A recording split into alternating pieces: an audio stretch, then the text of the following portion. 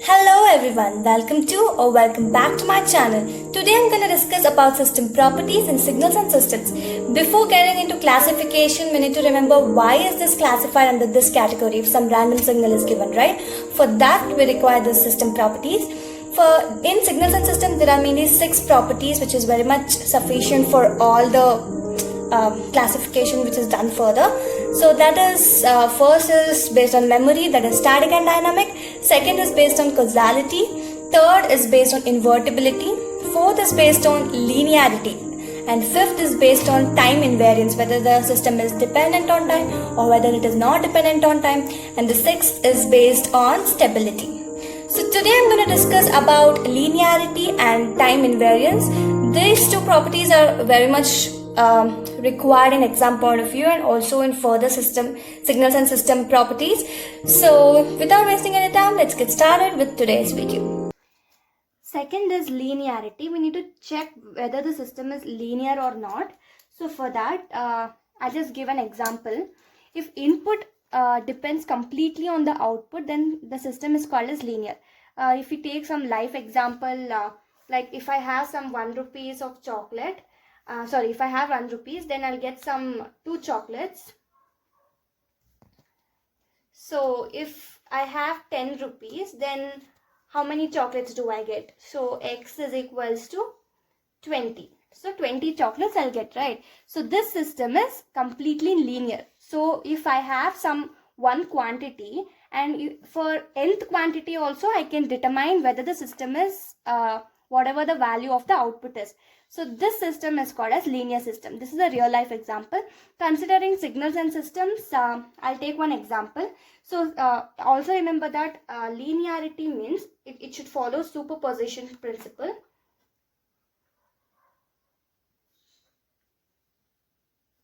Superposition principle mainly has two. That is, one is homogeneity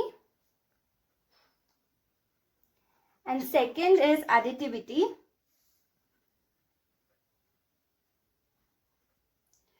So for one system, like if I have one system like y of t is equals to x of t. So this system can be represented in homogenetically as well as in additive manner. In homogenetive means if I multiply some a to it, then here also I must get a. So this is the homogeneity.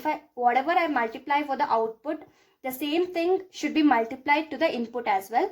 Additivity property is, so y of t is equals to x of t means y1 of t plus y2 of t is equals to y of t. Right? So x of t should also be represented in that way. That is x1 of t plus x2 of t is equals to x of t. Then y1 of t plus y2 of t is equals to x of t. This can also be represented. This is the property of additivity and this is the homogeneity property. For easy thing, like if I have to get the answer very quickly, then we'll just consider the homogeneity property, whether the system is linear or not. In the examination, you just follow this procedure, so you'll get the answers very quickly. So considering an example of homogeneity, y of t is equals to 2 into x of t plus 3. You have to determine whether this system is linear or non-linear. So for this, I'm going to multiply a, some scalar multiple a to x. So a into x of t, here for this will give you, I know that y of t is equals to 2 into x of t plus 3, right? So if I multiply a, some scalar quantity to x of t, then only for the x of t term it will change to a into x of t. So here for the y of t it will become 2 into a into x of t plus 3, because for x of t I have just multiplied a to it. So this will be the answer. This is one. And second thing, for y of t, for the output part, I'll multiply the same scalar quantity, that is a, to y of t. Then I'll get for the output side, the total output, I'll get A into 2 into x of t plus 3. So this is 2a x of t plus 3a. So this is 2. You can just see whether 1 and 2 are same. No, right? If 1 is not equal to 2, then the system is considered as non-linear. If it was like, I'll just give one more example when the system is linear. So, y of t is equal to integral minus infinity to t x of tau d tau. So, for this I have to determine whether the system is linear or non-linear. So, again following the same procedure of homogeneity, I'm just multiplying a to x of tau. So, here I'll get integration of minus infinity to infinity a into x of tau d tau, right? So when I multiply the same scalar multiple a to the output, what will I get? I'll get minus infinity to t a into x of tau d tau. So this is 1 and this is 2. Whether 1 is equal to 2? Yes. 1 is equals to 2. So this system is considered as linear. The third property is the time invariance. That is, we have to determine whether the system is time variant or time invariant. Time variant property, that is, if the system is time variant, what is the behavior? Means the system continuously varies with time. And if the system is invariant, time invariant means the system does not vary with time. So if I consider some example, is equals to x of 3t. So I have to just determine whether this system is time variant or time invariant. So this has quite procedure. The first one is we have to determine whether the y of t minus tau, what is the value. Then we have to consider let x of t minus t naught is equals to x1. I'll just explain those procedure in detail considering this example only.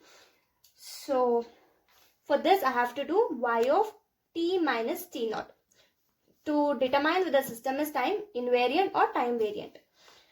Here I'll get x of 3 t minus t naught, which is nothing but x of 3t minus 3t naught. Now I have to determine whether the system of x of t minus t naught, what would be the value. So considering x of t minus t naught is equals to sum x1 of t. Now for x1 of t, when it is projected to this time invariance, what will be the value? We have to find out that. So x1 of t will give you y1 of t, which is equals to x1 of 3t. Right?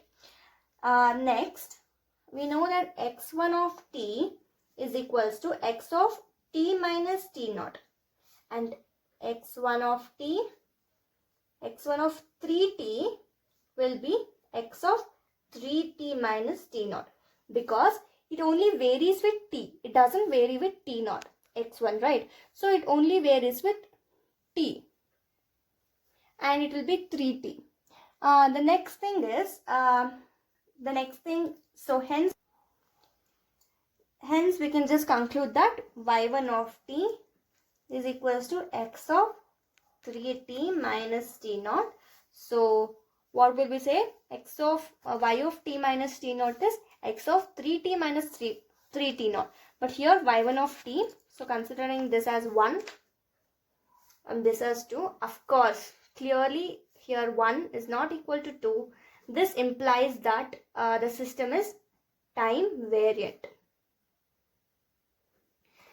So I'll just give you a shortcut for this time invariance. You can just check it quickly because in the examination, if you have done all these methods and you got the answer, but you have to just check it quickly whether the system is time variant or time invariant. So all the scaling, whichever we do,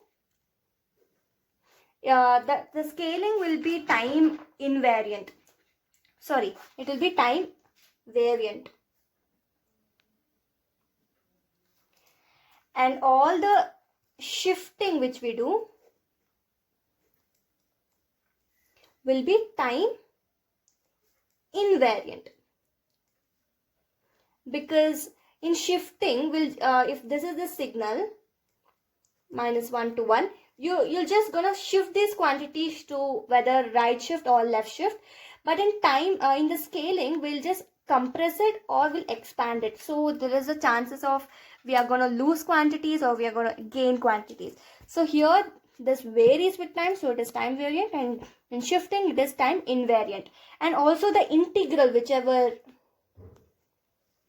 there was, so integral, if this does in the integral part, if it is like -infinity to t, so if this is the case, then it is time invariant. And if it is -infinity to 2t, here the scaling occurs, so this is time variant. So this is the shortcut which you can remember and you can also apply during the problem. Thank you.